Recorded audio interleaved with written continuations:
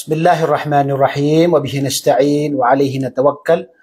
Wassalatu wassalamu ala asyrafil anbiya'i wal mursalin. Amma ba'd. Assalamualaikum warahmatullahi wabarakatuh. Magandang araw po sa inyo lahat at sa mga oras na ito. Ang paksa po na pag-usapan natin ay ang pagpapatuloy ng ating pagpapaliwanag sa 40 hadith ni Imam An-Nawawi rahimahullah. At tayo ngayon ay nasa pang-siyam na hadith at babasahin natin ang hadith. An Abi Hurairah radhiyallahu anhu قال سمعت رسول الله صلى الله عليه وسلم يقول ما نهيتكم عنه فاجتنبوه وما أمرتكم به فأتوا منه ما استطعتم فإنما أهلك الذين من قبلكم كثرة مسائلهم واختلافهم على أنبيائهم رواه البخاري ومسلم. Dito po sa hadith na ito, una-una ito po ay isinalaysay o nagmula kay Abu Hurairah na ang kanyang pangalan na si Abdurrahman bin Sakhr radhiyallahu anhu. Si Abu Hurairah ay kilala sa pinakamaraming na isalaysay na hadith mula kay Propeta Muhammad sallallahu alaihi wasallam. At siya ay kabilang si Abu Hurairah ang pinakamaraming na isalaysay na hadith mula kay Propeta Muhammad sallallahu alaihi wasallam. Halos umabot ito ng mahigit 5,000 hadith ang kanyang naisalaysay mula kay Propeta sallallahu alaihi wasallam. Kaya sa mga sahaba siya ang pinakamaraming hadith. At siya ay nalulugod ang lahat ng mga tao sa kanya dahil ito ay panalangin sa kanya ni Propeta Muhammad sallallahu alaihi wasallam. Kaya walang nakakarinig sa pangalan ni Abu Hurairah radhiyallahu anhu maliban sa ito ay kinalulugdan ng mga tao dahil ito ay panalangin ni Propeta Muhammad sallallahu alaihi wasallam sa kanya. Ang hadith na ito ay sinabi ni Propeta sallallahu alaihi wasallam, ma nahaytukum anhu fajtanibu. Sabi dito, kung anuman ang mga bagay na ipinagbawal ko sa inyo ay layuan nyo, iwasan nyo. Hindi ibig sabihin, hindi na sinabi dito na kung kaya nyo. Hindi, sinabi niya na kapag bagay na ipinagbawal sa inyo ng Propeta sallallahu alaihi wasallam, na ito ay galing kay Allah, syempre, ay dapat na ipagbawal ito ng isang tao. Kaya sinabi dito, ma nahaytukum anhu fajtanibu. Anumang mga bagay na ipinagbawal sa inyo, mga bagay na ito'y makakabuti sa inyo dahil ito ay pinagbawal sa inyo ng Islam, ay dapat yung iwasan. At ang ipinagbawal ng Islam ay dalawang klase. Merong ipinagbawal na ito ay bawal na haram at meron ding mga ipinagbawal na ito ay makruh, hindi ka nais-nais. At kapag sinabi natin na ipinagbawal na ito ay talagang bawal na haram, dapat talaga itong iwasan. At sino man ang umiwas sa bagay nito ay may gantimpala siya kay Allah. At sino man ang gumawa ng gawaing haram, hindi na iniwasan, ay siya ay paparusahan sa kabilang buhay. Siya ay may kaparusahan. Katulad halimbawa ng pag-inom ng alak, gawaing shirk, riba, tinatawag na paninirapuri, at panlilibak, yan ay mga bagay na haram na ipinagbawal na dapat iwasan ng isang tao dahil ito ay kabilang sa mga malaking kasalanan. So ang utos sa atin ay fajtanibu, ay layuan nyo. Ito ay iwanan nyo. Umalis, ibig sabihin ay layuan nyo ang bagay na ito. Hindi ibig sabihin na, tinan mo yung wala takarabuz zina, huwag kayong lumapit sa zina. Hindi yung paglapit bawal. Paano pa kayo nagsasagawa ng zina? So dito ay dapat natin malaman na kapag ipinagbabawal ay dapat ipagbawal natin sa ating sarili at iwanan natin. Kabilang dito ay yung sinabi nga natin na dalawa ay yung hindi ka nais-nais, yung makruh.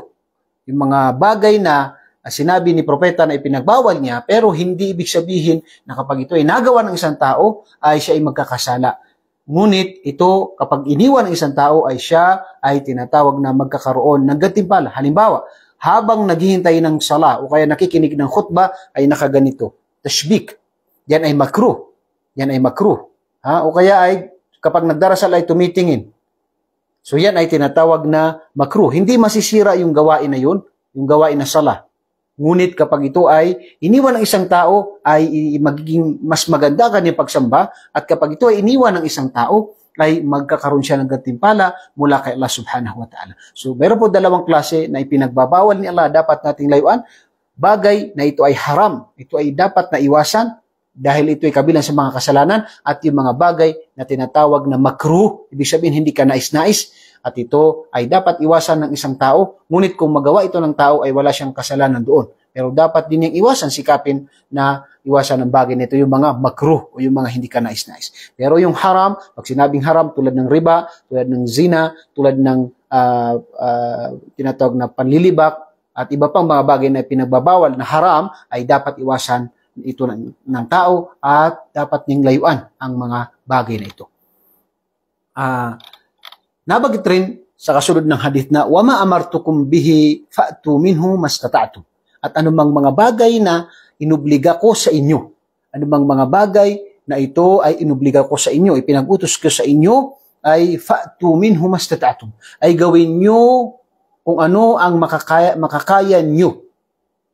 Okay. So halimbawa, tayo ay inutusan na tayo ay magsagawa ng pagdarasal at may sakit ang isang tao. Kaya ang gagawin niya ay yung kaya niya. Kung hindi niya kayang tumayo, uupo siya. Yan ay pinapahintulutan sa relihiyong Islam. At kapag sinabing utos ni Allah, ay dalawang klase ito. Dalawang klase. Unang klase ay yung mga bagay na wajib talaga siya. Obligado talaga siya. At ito ay kabilang dito ay yung sala, yung pagbibigay ng zakah sa mga may kakayahan, sa pag-aayuno sa buwan ng Ramadan, sa pagsasagawa ng Hajj sa may kakayahan. Yan ay mga bagay na obligasyon na dapat isabuhay ng isang manampalataya, na dapat ay sinabi ni Allah na fattaqullaha mastata'tum, ay katakutan niyo si Allah sa abot ng inyong makakaya. So gawin niyo kapag inutos sa inyo ang mga bagay. La yukallifullahu nafsan illa wus'aha, hindi inuutos ni Allah ang mga bagay na hindi natin kaya. Yan ang kagandahan ng relihiyong Islam. Kaya kung hindi natin kaya magsagawa ng sala, tayo ay nakatayo, tayo ay upo. Kung hindi ay nakahiga tayo, walang problema doon. Kung walang tubig, magtayamum tayo. Kaya ang sinabi dito, ang mga bagay na inubliga ko sa inyo ay gawin nyo kung ano yung makakayanan nyo. Gawin nyo kung ano yung makakayanan nyo. Pero yung mga bagay na ipinagbawal, fajtanibu, layuan nyo agad. Layuan nyo. Kapag bagay na ipinagbawal, layuan nyo agad. Okay? Kaya hindi sasabihin doon kung kaya mo. Dahil kaya talaga naman ng tao. Halimbawa, paninigarilyo. May namatay na ba na tao na dahil sa kanyang pagtigil sa paninigarilyo? Kayang iwan ng tao, pero dahil sa yung addiction niya, dahil sa yung tinatawag na sinasabi niya na sa kanyang sarili, hindi ko kaya. May maraming tao na kaya nilang nung buwan ng Ramadan, 29 days, 30 days, hindi tayo kumakain sa umaga, hindi ka naninigarilyo sa umaga. Ano ba nangyari sa'yo? Wala. So, kaya ng taong iwanan yung tinatawag ng mga ipinagbabawal. Tulad ng riba, iwanan. Kapag haram ay dapat iwanan. At kapag naman mga bagay na tinatawag na yung tinatawag na mga inubliga sa atin, ay gawin natin kung ano ang makakaya natin. Gawin natin kung ano ang makakaya natin. Ang pinakamainam na ipinagutos ni Allah ay yung mga obligasyon, yung mga obligado sa atin, katulad ng sala. Sinabi sa hadith ni Propeta sallallahu alaihi wasallam na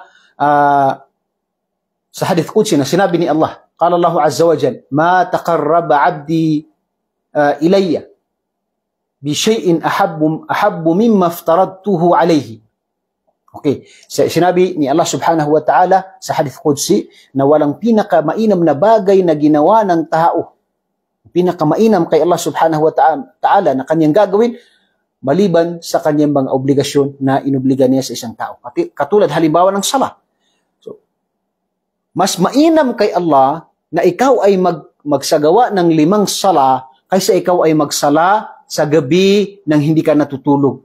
Bakit? Dahil ang 5 sala ay obligasyon. Ngunit ang pagsasala sa salang gabi ay sunnah. So mas mainam ang tinatawag na 5 salang ito. Halimbawa, sa hadith may nabanggit na isang tao. Ya Rasulullah, mayroong isang babae na siya ay nag-aayuno ng mga sunnah, nagsasadaka ng mga sunnah, nagsasala ng mga sunnah, pero siya ay tinatawag na inaapi niya ang kanyang kapitbahay. Siya ay hindi maganda ang kanyang pakikitungo sa kanyang kapitbahay. Siya ay nagsasalita, gumagawa ng masama sa kanyang kapitbahay. Sinabi ni Propeta sallallahu alaihi wasallam, siya ay sa impyerno. Subhanallah, bakit? Dahil obligado na pakitunguhan mo na mabuti ang kapitbahay mo. May gawain siya na, pero mga sunnah yun. Kaya ang obligasyon ay mas mainam kay Allah subhanahu wa ta'ala kaysa sunnah. Pero ang sunnah ay dapat rin isabuhay ng tao kung kaya niyang isabuhay. Okay? Dalawa ang obligado. Yung tinatawag na wajib, obligado, tulad ng sala, kung nabagit natin. Pangalawa, yung mga sunnah. Katulad nung tinatawag na kapag tayo ay nagbebenta, bumibili, na o kaya nagpapautang, ha? Kapag tayo nagpapautang ay meron tayong tinatawag na saksi at ito isusulat natin, yan ay sunnah, hindi obligado. At iba pang mga sunnah na gawain, katulad ng 2 rak'a na sunnah na before ng o pagkatapos ng duhur, mga ganyang sunnah na kapag iniwan ng isang tao hindi siya magkakasala. Pero kapag ginawa niya ay meron siyang gantimpala kay Allah subhanahu wa ta'ala. So dito ay kapag sunnah na obligado ay gawin natin kung ano yung makakayanan natin dito. Alhamdulillah, ang Islam ay hindi tayo inuobliga sa mga bagay na hindi natin kaya. At yung mga sunnah naman, ipinagutos ni Allah at ito ay sunnah ay kung kaya natin isabuhay natin. Dahil nabanggit sa hadith na kapag hindi na kumpleto, hindi naganap yung tinatawag na gawain pagsamba o sala ng isang tao ay sabihin ni Allah subhanahu wa ta'ala sa kanyang mga anghel, tingnan nyo ang kanyang mga sunnah na gawain upang idagdag sa mga obligadong sala ng tao na ito. So, kailangan natin ng sunnah kung may kakayahan tayo bilang pandagdag sa ating mga kabutihan. Kabilang sa nabanggit sa hadith, فَإِنَّمَا أَهْلَكَ الَّذِينَ مِنْ قَبْلِهِمْ كَثْرَةُ مَسَائِلِهِمْ. Dahil katotohanan na ang tinatawag na dahilan ng pagkawasak at pagkaparusa sa mga tao na nauna sa inyo ay dahil sa dami ng kanilang mga pagtatanong na walang halagang mga katanungan nila. Okay, bakit? Kasi ang hadith na ito ay ibinaba o tinatawag dahilan ng hadith na ito ay may nagtanong, Ya Rasulullah, ang hajj ba ay taon-taon? Sinabi ni Propeta sallallahu alaihi wasallam na kayo ay magsagawa ng hajj. Sinabi, dahil ito ay obligado sa inyo. Sinabi ng tao na ito na, Ya Rasulullah, taon-taon ba? Hindi nagsalita ang propeta. At inulit ng tao na ito, Ya Rasulullah, taon-taon ba? Sabi, hindi nagsalita ang propeta. Hanggang inulit ng tao na ito. Pagkatapos tumigil ang propeta sallallahu alaihi wasallam. At kanyang sinabi, kung sinabi ko na oo, ay naging obligado sa inyo na kada taon ay magsagawa kayo ng tinatawag na pagsasagawa ng hajj. Kaya hindi siya nagsalita nung ilang beses na tinatanong siya. Dahil at patuloy itong nagtatanong ang tao na ito. So dito, ano ba yung mga pagtatanong? Ang pagtatanong ay 2 klase. Pagtatanong na ito ay kaaya-aya at pagtatanong na hindi kaaya-aya. Ang kaaya-aya ay mga bagay na pangangailangan natin. Katulad ng ating relihiyon, may mga kailangan tayo, bakit tayo mahihiya? Sinabi ni Allah sa banal na Quran, "Fas'alu ahla dhikri in kuntum la ta'lamun." Tanungin niyo ang silang mga nakakaalam. Kung hindi niyo alam mga bagay na ito. At saka pagtatanong sa mga ulama, kung may ano tayo, ano ba yung hatol sa ganito, papaano kung ganito mangyari sa aking sala, ito ba'y tanggap o hindi, pamamaraan ng yung mga kailangan natin sa ating pagdarasal, sa ating pagsamba ay dapat na itanong natin. Yan ay walang problema sa mga bagay na yan. Pero pagtatanong na tinatawag na pinagbabawal o hindi ka nais-nais, ayan yung tinatawag na una-una rito, yung mga bagay na hindi makakabuti. Pangalawa, yung mga paglalaro o kaya panunubok o kaya pangungutya at iba pang mga bagay na hindi ka nais-nais na pamamaraan ng pagtatanong. Dahil dito ay naging dahilan ito ng pagkaparusa sa mga tao na mga nauna sa atin dahil sa nagtatanong sila ng mga bagay na tulad na banggit natin, pangungutya o kaya naglalaro o kaya ay sinusubok niya o anuman, hindi dahil para siya ay magsaliksik ng kaalaman. Hindi yun ang dahilan niya. So dahil doon ay pinagbawal yan. Pinagbabawal. Sinabi dito sinabi ng Allah, Ya ayyuhalladhina amanu, la tas'alu an asya'in tubda lakum tasukum. Huwag kayong magtanong ng mga bagay na kapag ito'y nalaman nyo, ito'y magiging pabigat sa inyo. Okay. Pagkatapos sinabi niya, waqtilafuhum ala anbiya'ihim. Anong dahilan ng kanilang kaparusahan? At yung tinatawag na yung tinatawag na halak. Una-una rito yung mga katanungan nila na sobra na walang maidudulot na kabutihan, panunubok, pangungutya at iba pa. Pangalawa ay dahil sa kanilang hindi pakikipag-isa sa kanilang propeta. Ibig sabihin, palagi nilang sinusuway ang kanilang mga propeta. Ang kanilang mga propeta. Sa panahon natin ngayon, palagi nilang sinusuway ang ating mga ulama. Yun ang sa panahon natin ngayon. Dahil ang mga ulama ay warathatul anbiya. Sila ang nagmana o sa gawain ng mga propeta na ito ang ito ang pagpapadala sa mensahe ni Allah subhanahu wa ta'ala, mensahe ng mga propeta. At dito, ang nabanggit sa hadith na ipinagbabawal na pagkakaroon ng hindi pagkakaisa, yung pagkakawatak-watak, ay yung tinatawag na magiging dahilan ng kapahamakan. Magiging dahilan ng kapahamakan. Kaya ang Islam ay nag-uutos ng pagkakaisa. Lalo na sa mga propeta. Dapat na mga propeta, o tayo sa panahon natin ngayon, ay mga ulama. Yung mga ulama na alam natin na sila ay kilala sa kaalaman, sila ay kilala sa pagkatakot kay Allah, dapat tayong makiisa sa kanila. At dapat tayong palaging makinig at sumunod sa kanila. Sinabi ni Allah, wa'tasimu bihablillahi jami'a wa la tafarraqu. Kayo ay magkaisa. Wa'tasimu, panghawakan nyo ang lubid ni Allah na ito ang Quran, wala tafarraqu. Huwag kayong magkawatak-watak. Sinabi rin sa ibang hadith, wala tabaghadu, wala tahasadu, wala tadabaru. Napakaraming ito ay pinagbawal. Huwag kayong tinatawag na magkaroon ng inggit sa bawat isa, galit sa bawat isa, kundi magkaisa kayo. Magkaisa kayo at huwag kayong magkakaroon ng So dito ang pinagbabawal na ay yung tinatawag na isa sa mga dahilan ng pagkakawatak-watak ay yung tinatawag na pagsuway ng tao sa Quran, pagsuway ng tao sa hadith at sa grupo sa jamaan ng mga Muslim. Yan ay kabilang sa dahilan ng pagkakawatak-watak kapag ang isang tao ay sinuway niya ang Quran, ang hadith at ang tinatawag na ummah, ang tinatawag na jamaatul muslimin, yung ummah. At yan ay kabilang sa mga ipinagbawal ng relihiyong Islam. Yan po ang paliwanag natin sa pang-siyam na hadith mula sa hadith ni Imam An-Nawawi rahimahullah, sa 40 hadith ni Imam An-Nawawi. Nawa po ay nakapulot tayo ng aral sa mga oras na ito. At ako po muli ay nagpapasalamat sa inyo sa lahat po na bumati ng Assalamualaikum. Waalaikumsalam warahmatullahi wabarakatuh sa inyo lahat. Nawa igatipal ang kayo ng Allah subhanahu wa ta'ala. At ako po muli ay